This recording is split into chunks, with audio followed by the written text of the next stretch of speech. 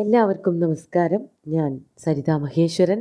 ഇന്ന് ശ്രീകൃഷ്ണവിലാസ മഹാകാവ്യത്തിൻ്റെ 12ാമത്തെ സർഗത്തിലെ 18, 19, 20 എന്നീ ശ്ലോകങ്ങളാണ് നമ്മൾ പഠിക്കുന്നത്. ഈ ശ്ലോകങ്ങളിൽ 18ഉം 20ഉം ഉപജാതി വൃത്തവും 19ാമത്തേതിൽ ഇന്ദ്രവജ്ര വൃത്തവുമാണ് കവി ഉപയോഗിച്ചിരിക്കുന്നത്.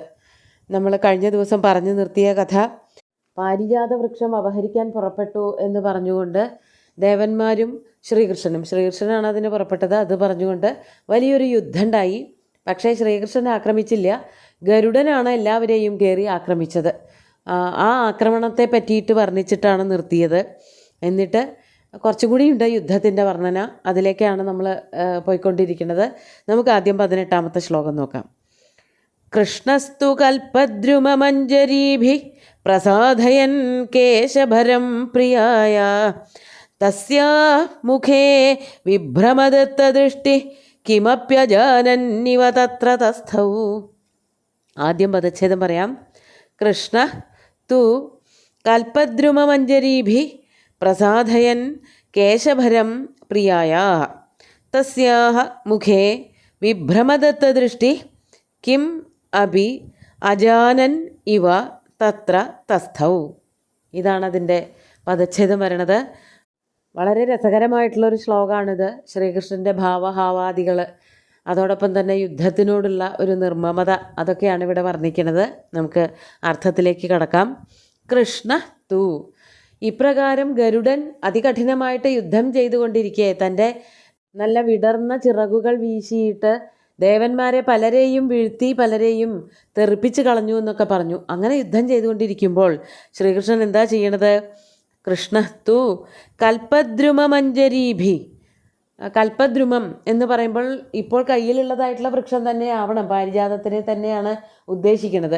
ആ വൃക്ഷത്തിൻ്റെ പൂക്കളെടുത്തുകൊണ്ട്, കൽപദ്രുമ മഞ്ജരികൾ, അതിലെ പൂങ്കുലകൾ എടുത്തുകൊണ്ട്, പ്രിയായാഹ കേശഭാരം പ്രസാദയൻ, തൻ്റെ അടുത്ത് നിൽക്കുന്നവളായിട്ടുള്ള സത്യഭാമയുടെ കേശഭാരം, നല്ല ഇടതൂർന്ന തലമുടി, കേശഭാരത്തിനെ പ്രസാദയൻ, ഈ പൂക്കൾ കൊണ്ട് അലങ്കരിക്കുകയായിരുന്നു. യുദ്ധത്തിലൊന്നും ശ്രീകൃഷ്ണൻ ശ്രദ്ധിച്ചതുപോലുമില്ല.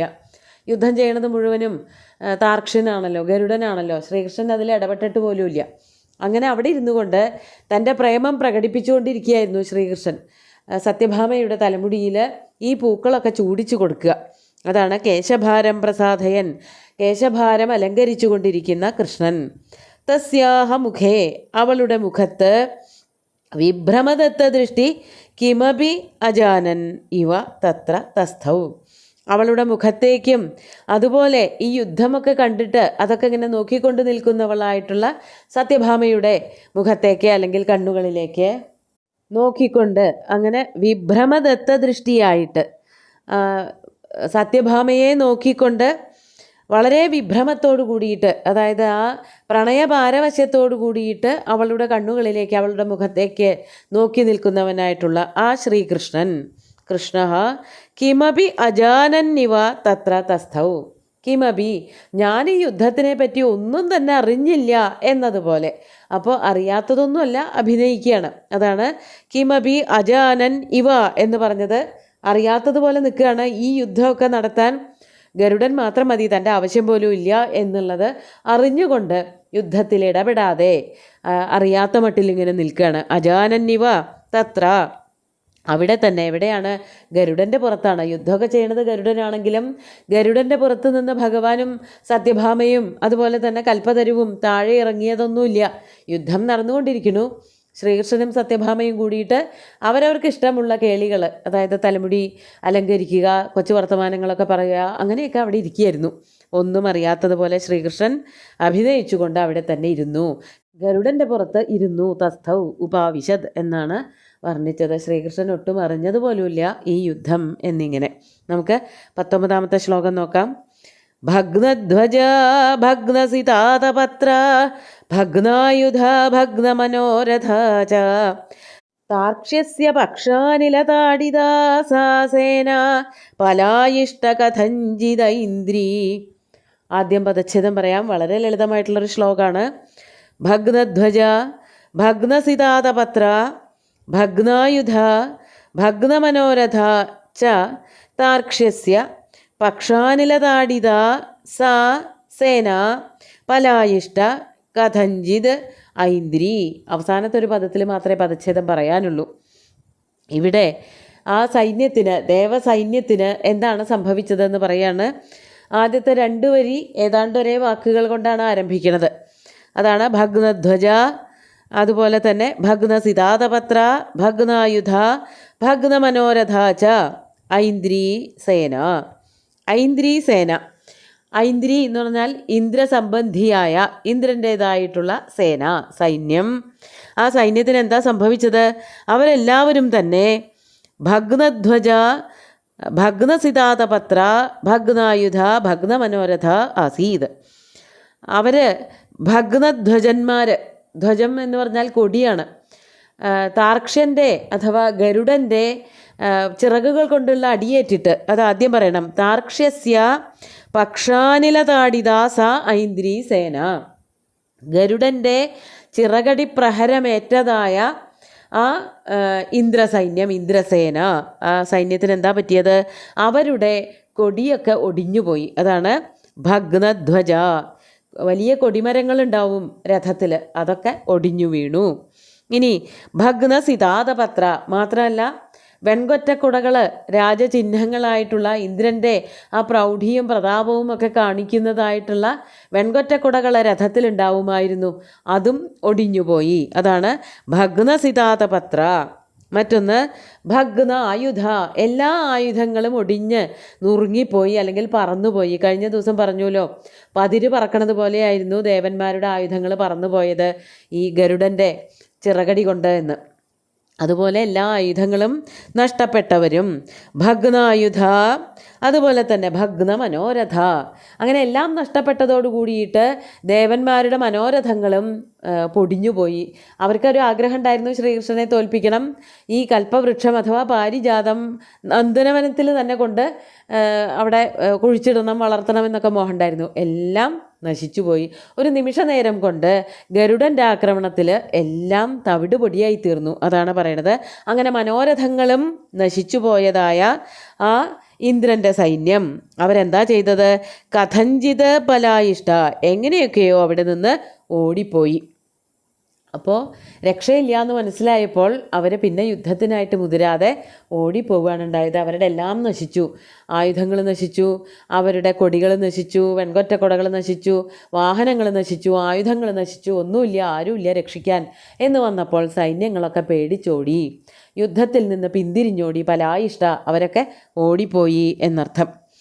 ഇനി അടുത്ത 20ാമത്തെ ശ്ലോകം കൂടി നോക്കാം. അതിലെന്താണ് യുദ്ധത്തിൽ ശ്രീകൃഷ്ണൻ ചെയ്തുകൊണ്ടിരിക്കുന്നത് എന്ന് പറയാണ്. കഴിഞ്ഞ ശ്ലോകത്തിൽ യുദ്ധത്തിൻ്റെ ഭീകരത, അതായത് 19ാമത്തെ ശ്ലോകത്തിൽ യുദ്ധത്തിൻ്റെ ഭീകരത ഒന്നും കൂടി എടുത്തു കാണിച്ചു. എന്നിട്ടും കൃഷ്ണന് യാതൊരു പതറലും ഉണ്ടായില്ല എന്നാണ് പറയണത്. ശ്ലോകം നോക്കൂ.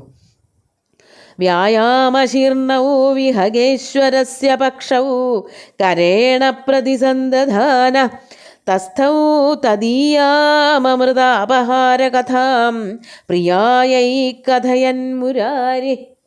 നമുക്ക് പദച്ഛേദം പറയാം. വ്യായാമശീർണൗ വിഹഗേശ്വരസ്യ പക്ഷൗ കരേണ പ്രതിസന്ധധാന തസ്ഥൗ തദീയാം അമൃതാപഹാരകഥാം പ്രിയായൈ കഥയൻ മുരാരി. ഇതും എളുപ്പം മനസ്സിലാക്കാവുന്നൊരു ശ്ലോകമാണ്. താർക്ഷ്യൻ കഠിനമായിട്ട് യുദ്ധം ചെയ്തുകൊണ്ടിരിക്കുകയായിരുന്നു എന്ന് പറഞ്ഞുല്ലോ. ഈ ദേവന്മാരൊക്കെ പേടിച്ചോടാനും തുടങ്ങി. ശ്രീകൃഷ്ണൻ എന്നിട്ട് ഒരു കുലുക്കം ഉണ്ടായില്ല. അപ്പോൾ ശ്രീകൃഷ്ണൻ എന്ത് ചെയ്യുമായിരുന്നു എന്ന് പറയാണ്.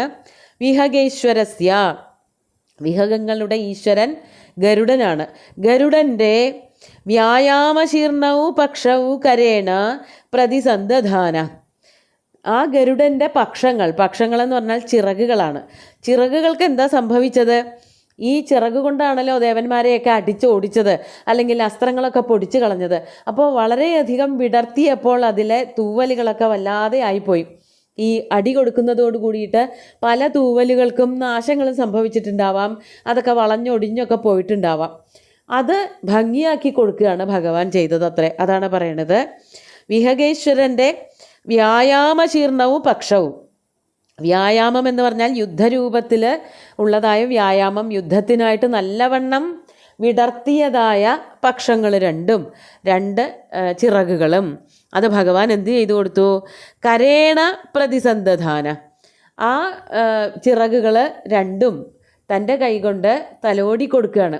തൂവലുകളൊക്കെ ശരിയാക്കി സാന്ത്വനിപ്പിച്ചു കൊടുക്കുന്നവനായിട്ടുള്ള ശ്രീകൃഷ്ണൻ. അതാണ് കരേണ, തൻ്റെ കൈകൊണ്ട് പ്രതിസന്ധധാന സമീകുറുവൻ, അതിനെ പഴയ പോലെയാക്കിയിട്ട് ഒരു ചെറിയ മസാജൊക്കെ കൊടുത്തിട്ട് ഗരുഡന് ചെറിയൊരു സുഖം, അല്ലെങ്കിൽ ആ വല്ലാതെ വിടർത്തി നിർത്തിയതിൻ്റെ ഒരു വേദനയോ കഴപ്പോ ഒക്കെ ഉണ്ടാവുമല്ലോ, അതൊക്കെ ഇല്ലാതെയാക്കി കൊടുത്തുകൊണ്ട് കഴിഞ്ഞില്ല. പിന്നെന്താ ചെയ്യണത്?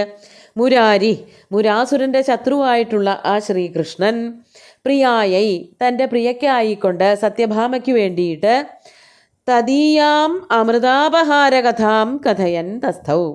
തദീയാം എന്ന് പറഞ്ഞാൽ ഗരുഡൻ്റെ അമൃതാപഹാര കഥ, അമൃതം അപഹരിച്ചു കൊണ്ടുവന്ന കഥ, അതാരോട് പറഞ്ഞു കൊടുത്തു? തൻ്റെ പ്രിയയായിട്ടുള്ള സത്യഭാമയ്ക്ക് പറഞ്ഞു കൊടുത്തുകൊണ്ട്, അങ്ങനെ വെറുതെ ഒരു തമാശ ഭാവത്തിൽ, തമാശയോട് കൂടിയിട്ട്, വളരെ രസകരമായൊരു ഭാവത്തോടു കൂടിയിട്ട് ആ ഗരുഡൻ്റെ പുറത്ത് തന്നെ ഇരുന്നു.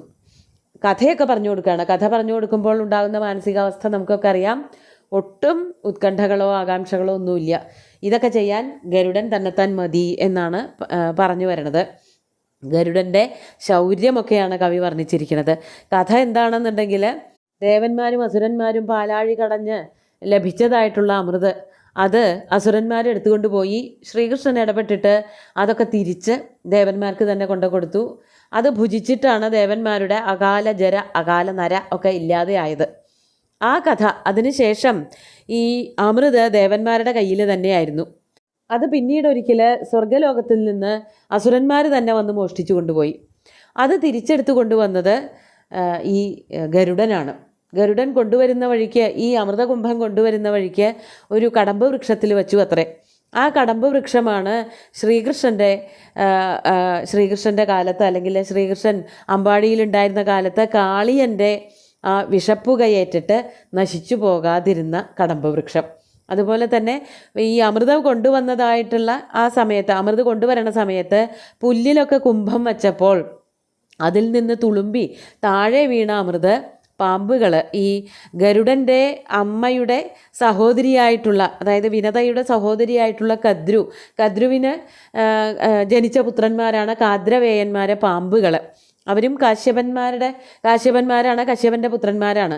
ആ പാമ്പുകൾ ഈ അമൃത് പുല്ലിൽ നിന്ന് നക്കി കുടിച്ചത് കൊണ്ട് അവരുടെ നാവ് മുറിഞ്ഞ് രണ്ടായി തീർന്നു എന്നുള്ള കഥകളൊക്കെ ഭാഗവതത്തിലൊക്കെ പറയുന്നുണ്ട്. ഈ കഥകൾ, അതായത് പാതാള ലോകത്തിൽ, അസുരന്മാരുടെ ലോകത്തിൽ കൊണ്ടുവച്ചതായിട്ടുള്ള ഈ അമൃത്, അത് ചെന്ന് എടുത്തു കൊണ്ടുവന്നത് ഗരുഡനാണ്. ഗരുഡൻ അതെടുത്ത് സ്വർഗ്ഗലോകത്തിലേക്ക് കൊണ്ടുവന്നു തുടങ്ങിയിട്ടുള്ള കഥകളൊക്കെ ശ്രീകൃഷ്ണൻ ആ സമയത്താണ് തൻ്റെ പത്നിയായിട്ടുള്ള സത്യഭാമയ്ക്ക് പറഞ്ഞു കൊടുക്കുന്നത്. അപ്പോൾ അത്രയ്ക്ക് വീരശൂര പരാക്രമിയായിട്ടുള്ള ഈ ഗരുഡൻ്റെ യുദ്ധനിപുണതയും കൂടി കാണിച്ചു കൊടുക്കുകയാണ് അവിടെ ശ്രീകൃഷ്ണൻ ചെയ്തത്. നമ്മളെല്ലാവരും അത് തന്നെയാണ് കണ്ടത്. നമുക്ക് ശ്ലോകങ്ങൾ ഒന്നുകൂടി ചൊല്ലി നോക്കാം. കൃഷ്ണസ്തു കൽപദ്രുമമഞ്ജരീഭിഃ പ്രസാദയൻ കേശഭരം പ്രിയായ തസ്യാ മുഖേ വിഭ്രമദത്തദൃഷ്ടി കിമപ്യജാനന്നിവ തത്ര തസ്ഥൗ ഭഗ്നധ്വജ ഭഗ്നസിതാതപത്ര ഭഗ്നായുധ ഭഗ്നമനോരഥ ച താർക്ഷ്യസ്യ പക്ഷാനിലതാടിദാസാസേന പലായിഷ്ടകഥഞ്ജിതൈന്ദ്രീ വ്യായാമശീർണൗ വിഹഗേശ്വരസ്യ പക്ഷൗ കരേണ പ്രതിസന്ധധാന തസ്ഥൗ തദീയാമൃതാപഹാരകഥാം പ്രിയായൈ കഥയൻ മുരാരി. ഇനി ബാക്കി എന്തൊക്കെയാണ് ഉണ്ടാവുന്നതെന്ന് അടുത്ത ശ്ലോകങ്ങളിൽ കാണാം. സുന്ദരമായിട്ടുള്ള 3 ശ്ലോകങ്ങളും ഭഗവാന്റെ കാൽക്കൽ അർപ്പിച്ചുകൊണ്ട്, ഗുരുവായൂരപ്പനെ സാഷ്ടാംഗം നമസ്കരിച്ചുകൊണ്ട് എല്ലാവർക്കും ശുഭദിനം നേർന്നു നിർത്തട്ടെ. നന്ദി.